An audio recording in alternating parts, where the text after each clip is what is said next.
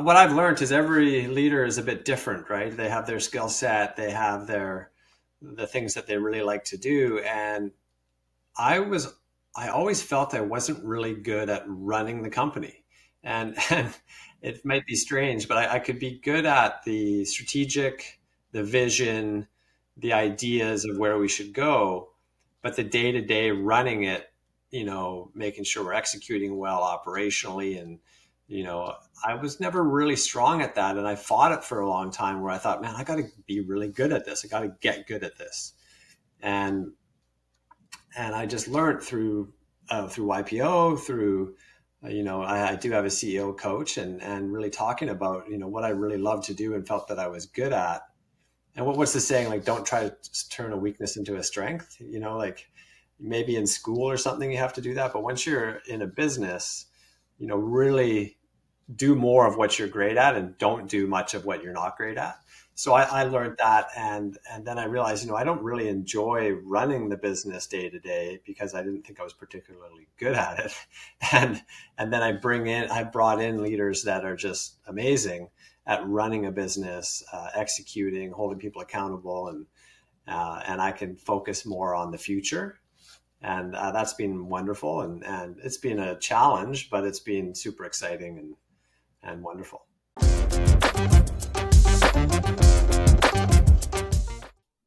Hello and welcome to Marketing Speak. I'm your host, Stephan Spencer. It's my pleasure to have Graham Robbins with us.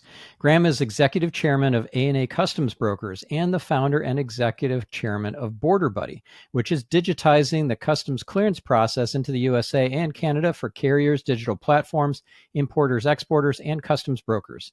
Graham is active in the Young Presidents Organization, or YPO, and he is, in fact, just finished up his chairmanship role of the British Columbia chapter. He's also host of the Graham Robbins podcast. But most importantly, he's a former client of mine. And we're going to go behind the scenes on some of the initiatives we've implemented for BorderBuddy.com. Graham, it's so great to have you on the show. Thanks a lot. It's great to see you again. It's great to be here.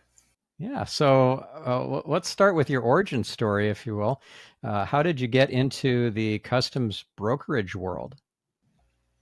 Customs brokerage world came to me through my family. So my dad and mom started A&A Customs Brokers in 1979. And I was lucky enough to be born into that and started full-time myself in 20, sorry, I was going to say 20. It's 1991. Been there for quite a while now. Wow.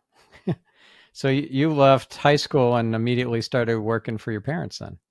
Right. And even before that, I was working summers and things like that. Weekends and summers before that, but yeah, full time right out of high school.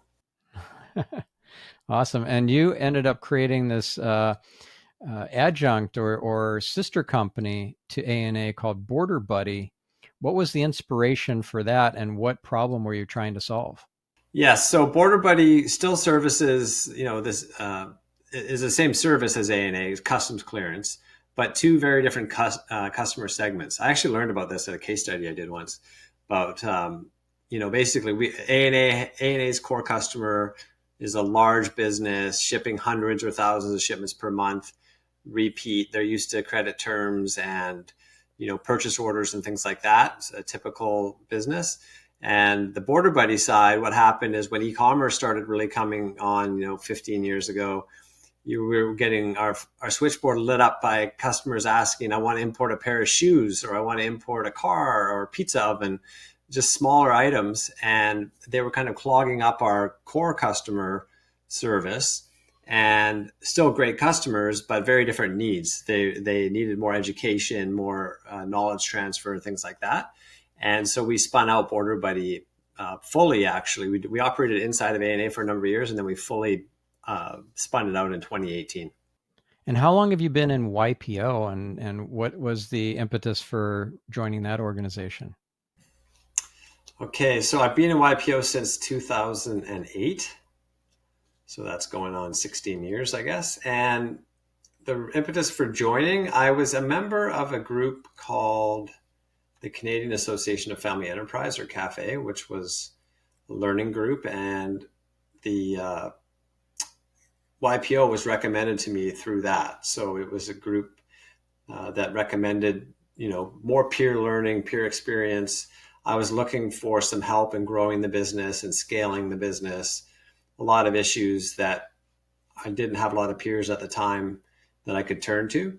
And so YPO has been amazing for me with the learning about myself, learning about my business, how to be a better leader, father, son, husband, everything like that. And so it's just been, I've gone all in on YPO. Oh, that's awesome. And have you done other programs like Strategic Coach, for example, or is YPO really the main thing? Yeah, YPO is the main thing for me. I was doing a bunch of other things at the beginning, and then I just realized how deep and broad YPO was. There's just a choose your own adventure through the whole YPO journey where you can do things at a chapter level, which is in your city or town or province or state. Then there's regional, which is a bigger chunk. And then there's international. It just kind of goes and goes. And there's all sorts of programs and education for whatever you're looking for. Cool. And do you present there as well as well, you used to run the chapter in British Columbia, but do you present at their big conferences or anything like that? I haven't done that. I put on events. So YPO is completely member run, right? Everything is run by the members. So when you're a member, you're expected to, champion events, put on events and do speeches or there's a bunch of different journeys you can go on there. But I got involved in the executive. So running the local chapter, YPO British Columbia, which has about 110 members, and did everything on that chapter except finance pretty much. So, forum, learning officer, putting on 20 to 30 events a year, and then chapter chair. So, but a lot of the times when they'll bring in speakers, and that could be a YPO member or an external resource to speak at the conferences and things like that. Gotcha. And as far as scaling the business, you've really done well with both businesses, scaling those to the point where you're no longer running either one. So do you want to share some of the uh, results of that, some of the secrets to making that successful? Yeah, what I've learned is every leader is a bit different, right? They have their skill set, they have the things that they really like to do, and I was I always felt I wasn't really good at running the company. And it might be strange, but I could be good at the strategic, the vision, the ideas of where we should go, but the day-to-day running it, making sure we're executing well operationally and I was never really strong at that and I fought it for a long time where I thought, man, I got to be really good at this. I got to get good at this. And I just learned through YPO, through I do have a CEO coach, and really talking about what I really love to do and felt that I was good at.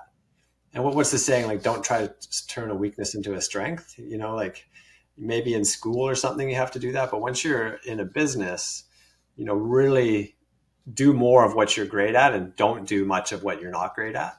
So I learned that, and then I realized, I don't really enjoy running the business day to day because I didn't think I was particularly good at it. And then I brought in leaders that are just amazing at running a business, executing, holding people accountable, and I can focus more on the future. And that's been wonderful, and it's been a challenge, but it's been super exciting and wonderful. Right. And to use EOS parlance, you're a visionary, not an integrator. Yeah, I think I learned that, and it's hard to say that in a way like you label yourself a visionary or something like that. But I definitely am not a strong integrator, and the visionary part is something that excites me, and I get excited about newness and ideas and thinking about what we could do, what our possibilities are. So that's definitely my favorite spot. Yeah. And you're someone who's implemented EOS, Entrepreneurial Operating System, which we've talked about on other episodes on this podcast. So, what made you want to implement EOS, and what value did you get out of EOS? What are some of the highlights? Well, what I've learned about my personality is even though I can be in this sort of idea space and I love whiteboarding and brainstorming things like that. I also really love frameworks in my life. I love frameworks. I love systems and processes to follow. And so it could be everything from the love languages in my personal life. Like I like those frameworks. And so when EOS came about, it was really like a paint by number, you know, process or system that not only I could follow, but I realized the easier I make it for the rest of the people in our company to follow, the more aligned we could get. And back to my some of my weaknesses. Some of my weaknesses were, getting people aligned and getting them on board. And once we put in EOS, it was a lot. It was amazing because we were just talking the same language. We were all focused on the same goals every day, week, month, quarter, year, and that brought a huge amount of value to me. And I sort of joke like I couldn't be if I'm in a leadership meeting, I just can't not have that in my meeting anymore. It becomes like, the best way I describe it is it's like your iPhone. It's like if you had to go back to a Nokia and press three letters to text somebody or something, like the operating system that you use is becomes second nature. And so it was super helpful to me and brought a lot of issues to light, which was great. And you learned about EOS from what, YPO? Interestingly, it was an evolution from scaling up, which is scaling up is Vern Harnish and started with that. That was a YPO event in Alberta, actually. We brought in Vern and had a group, a meeting with YPO British Columbia, YPO Alberta. And that was an aha moment for me. And that was over a decade ago where it was, oh my gosh, yeah, I need rocks. I need, I need the 1-page plan. I don't need a 27-page booklet on that, and all the terminology I've heard since then, if your strategic plan needs to be bound, it's not a plan. If it makes a thud when it drops onto a desk, it's not a plan because no one's going to look at it or follow it. So the simplicity started with scaling up. And then what I found at the time, going back to framework and how do I get the person that starts on Monday, the new person that's starting with our company on Monday, how do I ramp them up as fast as possible? And it was my opinion that EOS had simpler tools that were, we give every new hire a what the heck is EOS book. Here's what EOS is all about. And they're off to the races pretty quickly. And so that, I think the marketing and the framework side of it was a bit stronger at the time with EOS. I've since seen that scaling up has really doubled down on that, and they've got software and a whole bunch of other things that they've developed over the last decade. Right. And the weekly meetings, what are those called? In EOS, that's an Yeah. L10. L10, that's level L10 10 meetings. Yeah. So you have all your Right. executive team on that. And it's a strict time schedule with things like sharing wins and going through what was not to-dos, but issues. Right. So it's start on time, end on time. It's 90 minutes. You always have a personal segue at the beginning where we're all sharing wins personally and professionally. You've got a scorecard to check all your metrics. You are doing any people headlines, like just nothing that you have to solve, but hey, so and so is going to have a baby. So and so's going to be off on a holiday in a week or two. That's just updates to the company. Then there are rocks. What are we working on for this quarter? We'll just check in on those. How are we doing? Then there's to-dos, all the things we said we would do. Probably my favorite part because, personal accountability is a big issue for me. And I think it's important. And I just love that when you leave that meeting, all your to-dos are tracked and they're going to be there in the next meeting and you either did them or you didn't, right? And so that's a real indicator of how people perform. And then you go through the to-dos and it's next and we'll see you in 7 days. And ideally no meetings in between, no like meetings after the meeting. Hey, if we have our meeting on Monday and you ask me something on Wednesday, I'll go, can it wait till the Monday meeting? And that allows people to really stay out of kind of meeting hell and be more, productive and working on their rocks. And most things can wait 7 days. It's amazing what happens when you get that discipline in. I don't want to have 7 meetings a week on various issues. We can talk about it at the L10. Yeah, amazing. And now you're just an executive chairman, so you're not in any of those kinds of meetings. In fact, I don't even know if they're still doing level 10 meetings and implementing EOS. I think you said something about your CEOs have complete autonomy to implement whatever frameworks and systems and vendor relationships they want. Absolutely. And so, going back to, I could talk about YPO a lot, but, going back to YPO, when I was hiring CEOs to run the businesses, I would ask a lot of people that have done that. You've hired CEOs for your companies. How did that work? And then almost more importantly, talk to CEOs who are hired guns that have worked for somebody else. And those were the most fun conversations. I said, how do I not be a jerk CEO, like a jerk owner? Like, how do I not be, I want to be a really good owner, and I want you to be a really great CEO. And everything I heard time and time again was, I don't know if you have swearing on this podcast, but it was like, it was like, everything from shut your hole, know your role. Like, you are not the CEO. There's a CEO in place, and you don't tell that person what to do. You barely answer questions because they're doing all the thinking.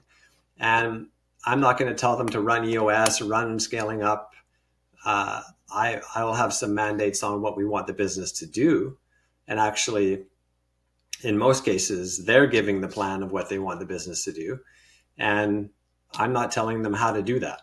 So I really believe in the autonomy and ownership. And I don't think either of them are running EOS anymore. And I don't ask them, hey, how do you run your meetings? I don't, it's not that I don't care. It's that they should do what they feel is best to get the results that they want. Well, congratulations on all the freedom. That's awesome. Yeah, it's a big change, but it's been really invigorating. And I think what I've noticed is the people benefit the most from it because, I sort of joke, like if I, maybe this is too much, but if I didn't own that company, I probably would have been fired as CEO because I wasn't a particularly good CEO. I was good when I was in the business a bit. And then, so in EOS, it actually talks about that. Like, if you can't do that role, even if you own the company, you can't sit there because you're holding everyone else accountable for finance and HR and sales, but you can't be not doing your job very well. It's unfair to the company. So I realized that, hey, I need to remove myself because I don't think I'm the strongest person for this company. So it's better for the people too. Yeah.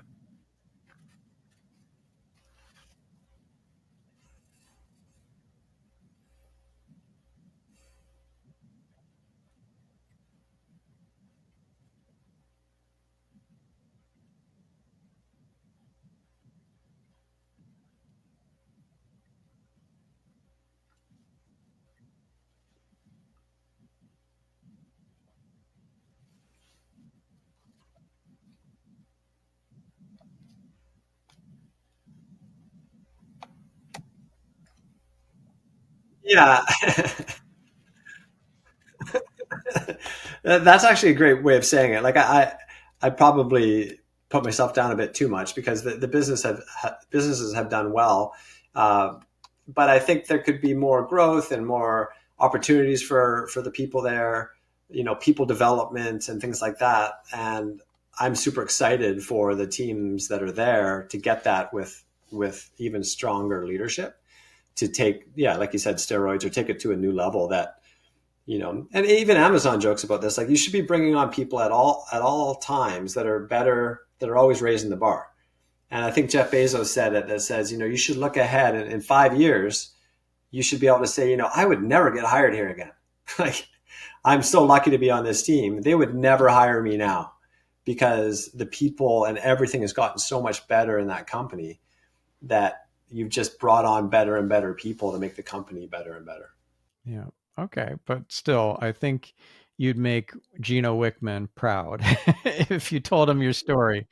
Gino Wickman, by the way, for the listener, is the founder of EOS, Entrepreneurial Operating System. A former guest, by the way, an amazing guest. That was a great episode.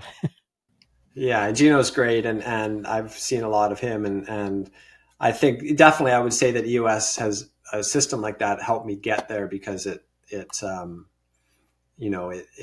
puts that process into the company that can kind of get it running without you. Like I never felt ever, yeah, even before EOS, but more so after EOS, I never felt that the company needed me. It was like, no, we know who's responsible and accountable with this accountability chart. We know who needs to do that role. I could take vacation and have my weekends and nights, and that there was never an issue where it was like, oh, if I got hit by a bus, the company's going to fall apart. I never felt that. Yeah, got it. Well, let's talk a bit about some of the initiatives that we pushed through on BorderBuddy.com and what a difference that was from the former version of the website before we started working together, which I remember was the whole thing was a bright orange, including the background, and there were maybe 5 pages, and the about page wasn't about the company. It was about, I don't know what it wasn't, like it didn't give any background on you or the It was like company a or any, contact us page, right? yeah, it It's was like essentially where like to a find us. contact us. Yeah, it was, Yeah. it was a starter, let's just say a starter website. Yeah, and we completely transformed that, and it's still the same. I just looked at it before we started recording. It looks the same from when we left it. When we stopped working together, that site hasn't undergone any kind of overhaul in terms of design or conversion or SEO. It looks like. Right. Yeah. So when we first started working with you, we basically had one of the key things about BorderBuddy was that has an online tool that is a calculator, which sounds simple, but when you're talking about customs, we need to apply tariff classification, tax codes, which are different, by the way, by every province in Canada, and then into the US has taxes and there's excise tax and things like that. So it's not just like, what's 4 times 5 and here's my calculation. It's what's that product? What's the origin of it? By the way, the country of origin has a different duty rate from the US versus China, et cetera, et cetera. So it's a very complicated piece. And so when we first launched the website, it was basically, we had the tool there to do the calculations, and then we had Google Ads to get people to the tool. So that was really the website. So it was, like you said, 2 to 5 pages, and then when you helped us, look at SEO, look at the brand identity. Yeah, it was all orange. We had people complain about that. They'd go on and, man, it's just a sea of orange, and we wanted to stand out because there's so many companies that are blue, and they're like blue is huge for some reason. Blue and red are just massive, and so orange was fairly unique, and we wanted to stand out a bit. uh, Having said that, we once you started helping us with content and blog posts, and we had, going back to us, we had KPIs showing like how much we wanted to move from paid to organic, and we saw huge increases in that. Just huge increases in developing great content that was really helpful to importers and exporters, driving content to our page, and then ideally getting a quote and us completing the service. So that was a fun journey. Yeah, yeah, and what made it more interesting, let's just say interesting. I don't know what other word to use right now, but um, during the pandemic, it really disrupted import export, and we were working together when it just started. So we really moved quickly and put together a huge kind of strategy and set of content pieces and so forth around the coronavirus and COVID and what importers need to know about it. And actually wrote so much about it that we turned it into an ebook, so a PDF download, and we had things like infographics and Yeah, lots of really meaty, valuable stuff. And because it came out so quickly, I think in maybe April of 2020, we put that out. I think our first version of the article came out in March, in fact, and then the big ebook came out a month later or something like that in April. So we moved pretty fast, and I think that was a significant differentiator for you guys versus the other customs brokerage services out in in your space. Absolutely. And it's funny, you just triggered some memories there because, for your audience, we BorderBuddy and A&A both do shipments into Canada and the US, right? So we are licensed on both countries. But what happened with a border shutdown is, there's a stat that 90% of Canadians live within 100 miles of the border.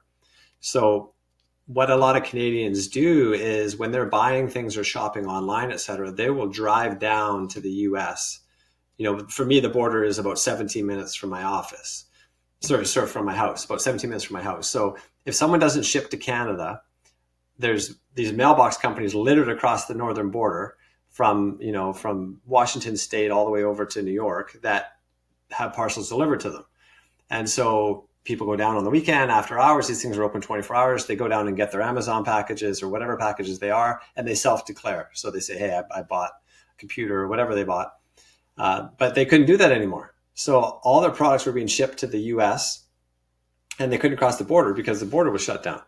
So yeah, our business went bonkers. Our phones lit up and emails lit up, and we had very specific wording and helpful articles on there about what their options are and how to deal with it. And that was a really, it was a lame time for Canadians trying to cross the border, but it was really great that we had a solution. We had people that, you've heard about all the COVID spikes in certain industries, but I mean, kayaking, stand-up paddleboarding, canoes, sea-doos, boats, we were importing all those when people were like, I was going to have that shipped to the US, but you can help me do it directly. And so we were doing a lot of that work and still do, because people realize it's actually not that expensive to stop driving down and on your own, and you can just have it delivered to your door. So we set up a lot of that based on that content and that, timing. Yeah, and we were your content department. We were writing all your articles and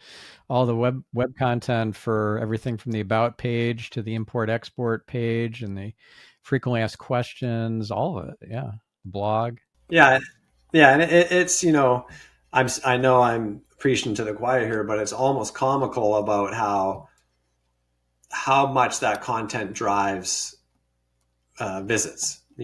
And people are like, oh, we got to do content, we got to do content. But when you're following EOS and you've got the KPIs, we had two main KPIs that were fun to watch. How many blog posts did you do? And what's the organic traffic? If we didn't do blog posts, we got no organic traffic. If we did blog posts regularly, our organic traffic went up. It's just super simple, but it's a long game that not a lot of people are, it's like, oh, we're going to do 10 blog posts and then they stop. But you have to keep at it, and the content just kind of, the traffic ends up snowballing. Yeah. And it's important also to have evergreen pages, not just blog posts that are, of the moment, like here's what you need to know about import, export, and COVID, with COVID-19 restrictions this month or something, but something specific to importing a car, not just an import export page, but import a car, import a horse, import into Canada, export out of Canada to the US. These sorts of pages are essential so that you can rank for those specialized, more niche terms. Completely agree. And I'll ask people sometimes, like, what do you think our most visited page is? And after the calculator, which is still our most visited page, but it's shocking because there'll be a little niche item inside of importing a car. So there'll be importing a vehicle, and then there'll be there's a bunch of documents and things that you need to do. And inside of that is one of our most visited pages, and that's an evergreen piece. I think you guys wrote it actually, and it's amazing because it's like I think you might have said it. Every blog post and every evergreen content is a sales rep. Well, I think once you said it to me, my eyes kind of lit up. I was like, oh my gosh, he's right. Like every question in your industry should be a page on your website, and whether it's blog or evergreen or whatever, video, link to a podcast about it, whatever it is. And it is pretty surprising what you don't, it's just happening in the background until you look in your Google Analytics and go, wow, that page is one of our most important pages to potential customers. Yeah. And do you remember at the beginning of this whole process, we did a brand script for you. So we implemented the story brand framework and SB7, and we came up with the internal problem for your audience. We came up with the shared villain, the process plan, the agreement plan. So in story brand, you typically go with a process plan, sometimes an agreement plan, but almost never both. So I think it's in the book that the book called Building a Story Brand, where Donald Miller said that about 70% of the time folks go with a process plan and 30% with an agreement plan. Well, I figured, why not do both? so so we did. And on the about page is your agreement plan, which is we treat customers the way we'd like to be treated. Keep it simple, leave the math to us, and change is good. And then a little bit of verbiage underneath each. And then in the import export section is the process plan, which is a simple 4-step process. Get a quote. No, step 1, get a quote in seconds using our handy customs calculator. Step 2, you send us the invoice. Step 3, you pay us. Step 4, you relax as we prepare your documents for import. And it just makes it so simple sounding for a potential customer to say yes to, and makes it seem like you're a company that does what it says it's going to do, to have an agreement plan, to have those commitments laid out for folks. That it's almost like your company values. Yes, and it's funny being refreshed on this right now because we've kind of closed the loop on that too. And what we've done is we've really focused on our Google reviews, and we have the most Google reviews for any customs broker in the world. And by the way, I challenge anyone on the podcast, if I'm wrong, please tell me who it is. We look and we can't find anyone, and we're probably 5 to 8x anyone else. And what we do, and what's fascinating is that simplicity that you talked about. Every Google review that we get that's positive, that's 4 and above, we ping into a Slack channel to our ops team.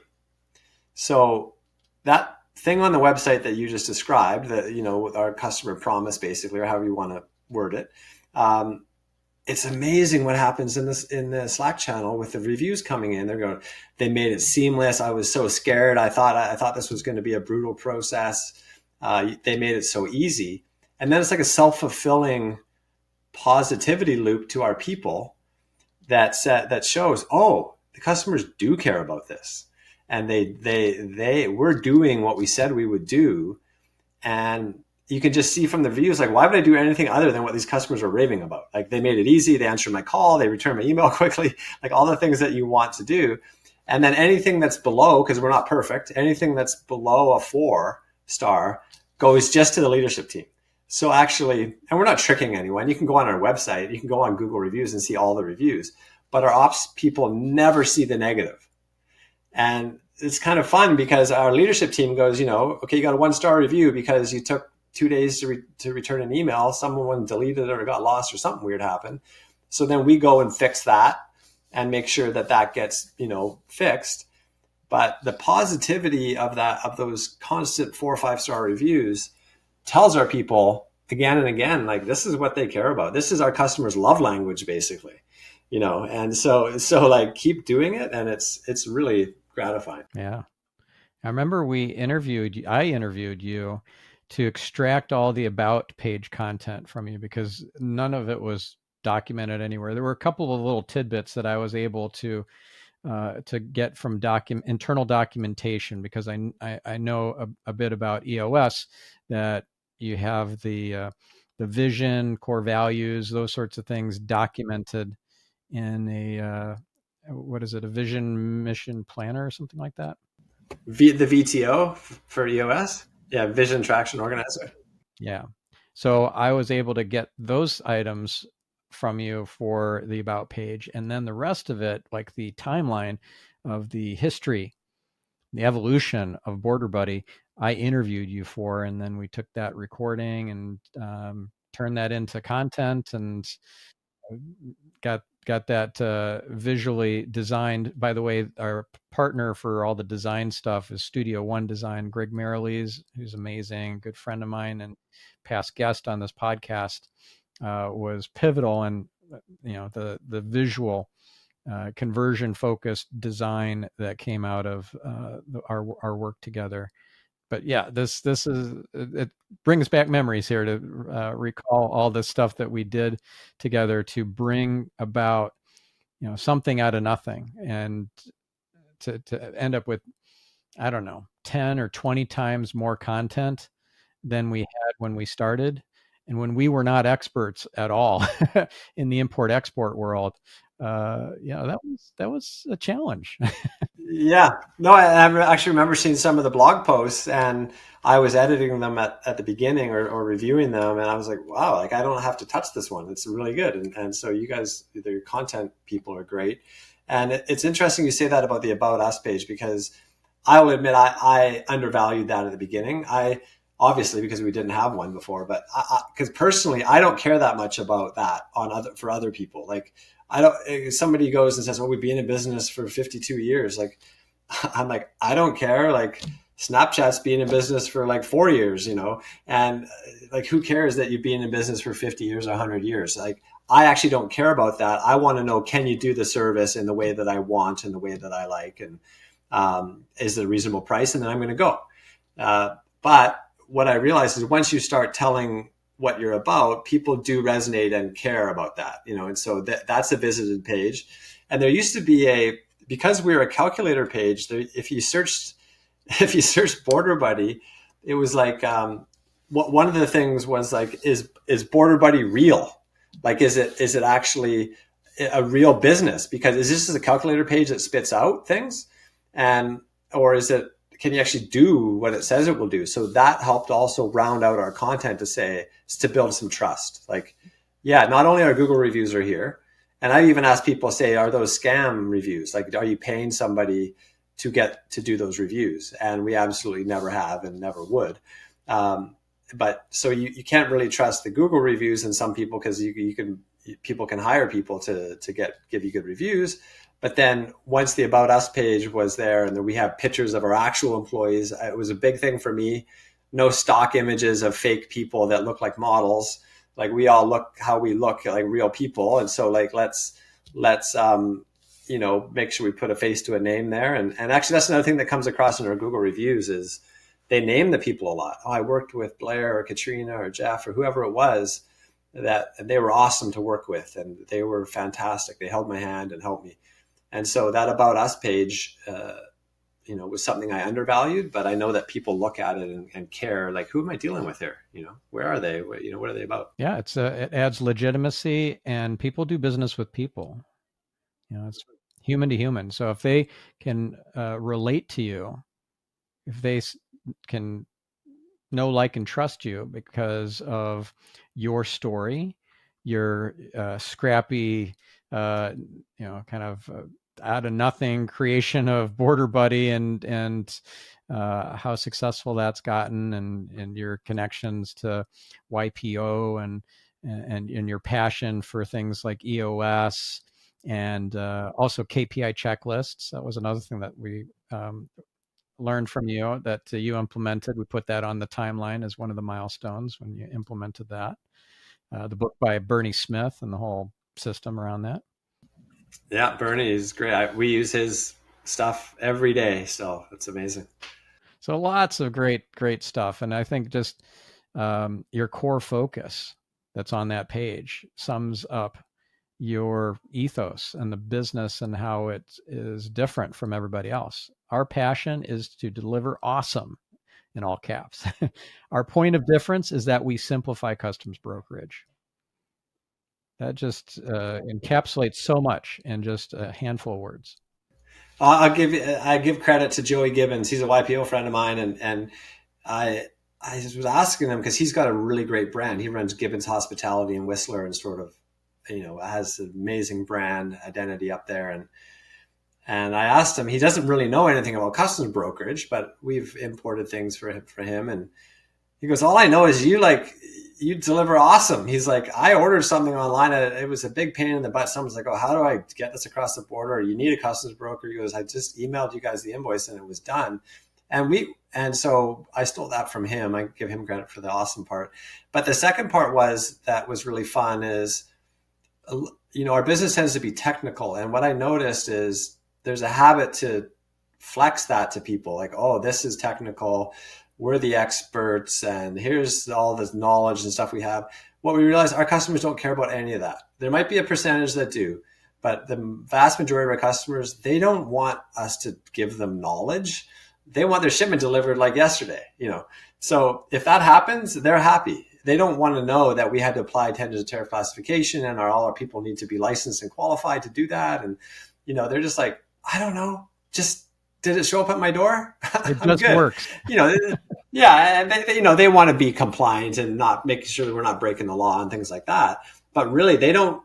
And so many times you'll get on with people and they'll start telling you the intricacies of, it's like when you order a steak at a restaurant, like they don't tell you that, okay, we're going to, put some oil on the grill and we're going to light it at 325 and then we're going to flip it after 2 minutes. Like, who cares? Was my steak medium rare or not? I'm good.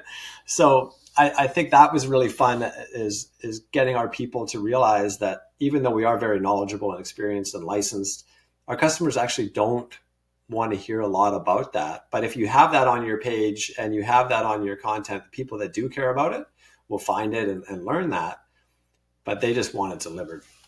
Yeah. So I know we're running out of time here. Do you want to share any kind of nugget of wisdom or anything that stands out for you from our work together, or any kind of lesson learned? I think there's so much that we covered a lot today in some ways, and I think for me, I really think is understanding what you're most comfortable and good at doing. Try to go in that direction. That's not everyone has a lot of choice about what they can do. But when you realize that you're really good at this and you're not so good at this, sometimes you get stuck thinking, I need to get good at that. And I actually don't believe in that. I'm like, I'm not good at that. I don't want to become good at that. But there's somebody else out there that loves being good at that and is really good at that. So the faster you can get into your wheelhouse or your sort of magic spot, I think the better for you and everyone around you. And so that's probably one of my biggest learnings in the last 20 years. Just get to that role as fast as possible. Right. And as Dan Sullivan says, he's the founder of Strategic Coach, that gets you a self-managing business, or even better, a self-multiplying one. And it sounds like that's where you're at. You're kind of on autopilot. Your team's doing great, and you can just go fishing. Yeah. I have 4 kids, so there's not a lot of fishing happening unless it's with them, of course. But not a ton of spare time. But absolutely, it allows me to think about larger things, and it's been pretty wonderful. Awesome. Well, thank you, Graham, and thank you, listener. I hope you've got some great little tips there, or got some at least inspiration to maybe do a revamp on your website, or to do better content marketing, or create more pages for your SEO initiatives, so that you got more virtual salespeople out there. We'll catch you in the next episode. I'm your host, Stephan Spencer, signing off.